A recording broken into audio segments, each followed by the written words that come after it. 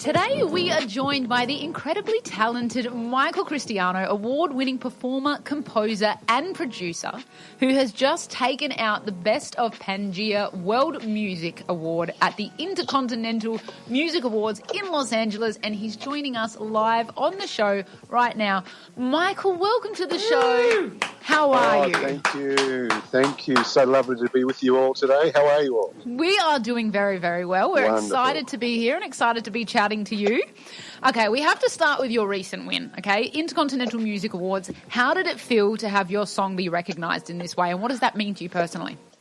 Oh, look, it was a wonderful achievement. I've been in the industry a long time, so it's actually not my first award. Yep. By saying that, I don't want to sound like I've won millions of awards, but this one in particular was quite special because it's an international award. Yes, the head offices are based in LA.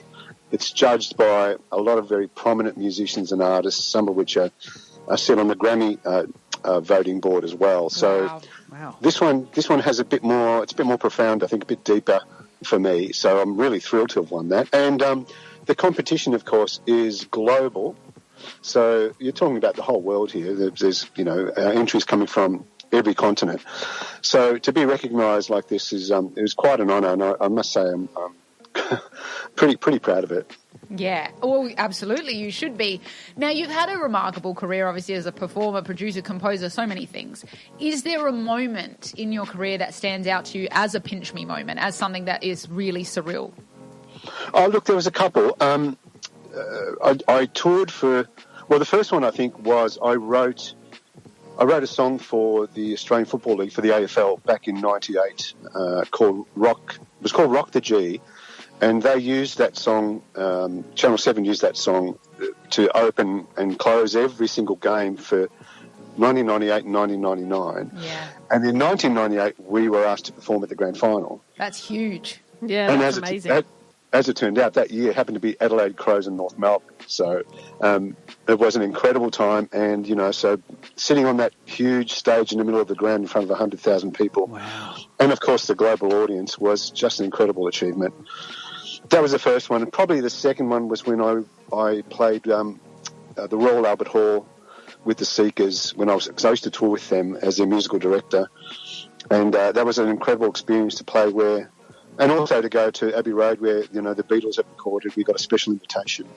Those sort of doors opened purely because of, the people I was working with. And those things stand out in my mind quite clearly. Yes, that sounds absolutely amazing. Now, you started music from a very young age, so classical guitar lessons. Obviously, you're a Melbourne boy. I am. From yes. Italian family in Melbourne, firstly. Obviously, our Very listeners much. love hearing that on an Italian radio station, your background, for sure. Very much. Very much. But so basically, what inspired you to get into singing, like, music in different languages? Because obviously you do Italian, you also do Spanish.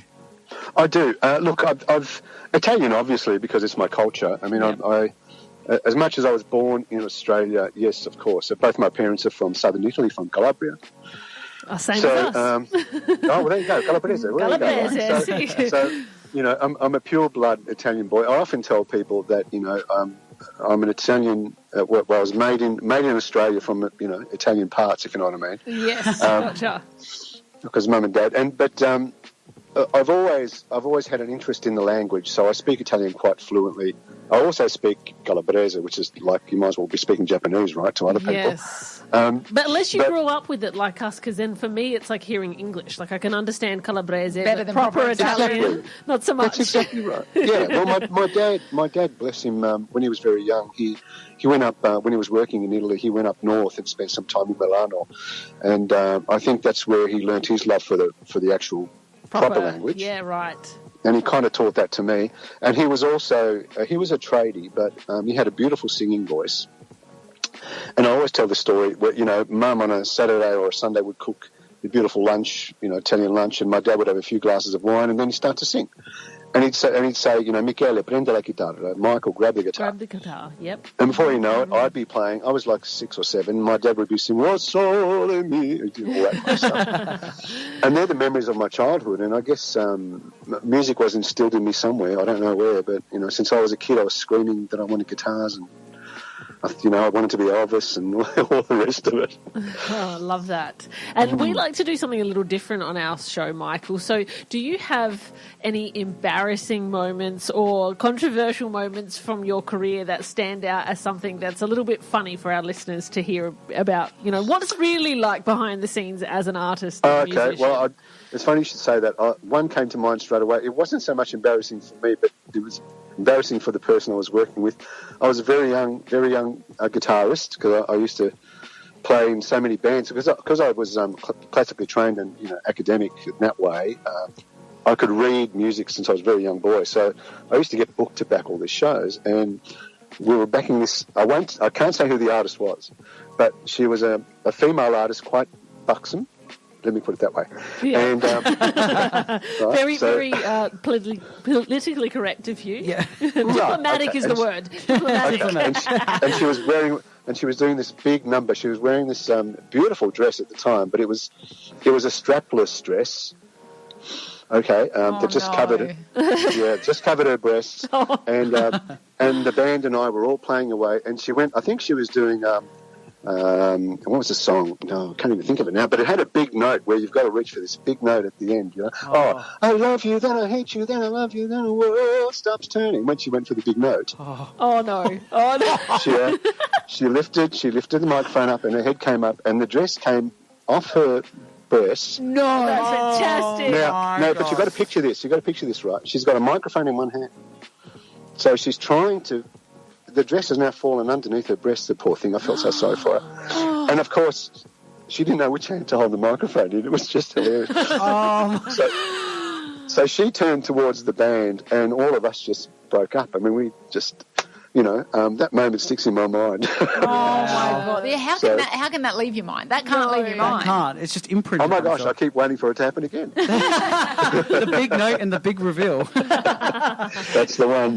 You've had as Celeste mentioned, you've had such a remarkable career and you've done so much. I want to know, what's next for you?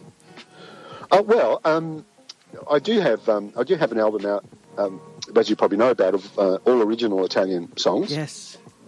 Which is doing incredibly well on the international market. It's just, such a global industry now, and I'm so glad I did that. The next thing, apart from I've just done 2 songs in Spanish, my next thing is I'm working on a brand new album for 2026. Amazing. Exciting. And that will be an Italian album with some Spanish songs on it as well. And I'm looking forward to that one. That one's going to be a bit poppier, a bit rockier. And with a view to touring, doing some shows in Italy next year. Oh, amazing. Can we come join you? Can we come with you? Adelaide. Yeah, if you want to support I won't forget crew, Adelaide. come to Adelaide. Yeah. And if you want to support crew in Italy who brings the fun, let we us are know. Look, we're available. Okay. I just got back from Italy. I want to go back again. Well, which one of you was singing before when we were off air? Who Oh, was that was was me. you, Celeste. Yeah, that was me. Yeah. All right, here we go. Audition Yes. Yeah. All right. You know what? right. Put my name down. Michael, it has been an absolute pleasure talking to you. Before you leave us, tell us where everyone can find you. Pimp yourself out, as we like to say. Share with our listeners where they can find you, where they can follow you, where they can get your music. Oh, look, there's you can start with my website, which is michaelcristiano.com, or, of course, Spotify, Apple Music. I've got a YouTube channel. All the streaming services, just put my name in. If you're not sure, just put my name in a Google search engine and it'll all come up. It's all there. Michael, it has been a pleasure. Thank you so much for chatting to us today and sharing your journey. And we can't wait to see all the wonderful things that come next and join you on your tour next year. Thank you so much. Have a brilliant day. Thank you so much. Thank you, Mike. Hey everyone, it's Deanna, Celeste and Aaron here, or as you know us, your Two Brunettes and A Gay. Join the weekend happy hour at a new day and time every Saturday at 11 a.m. So pour your mimosa for the most fabulous bottomless brunch in town. Only on Saturdays at 87.6 FM, Radio Italia Uno.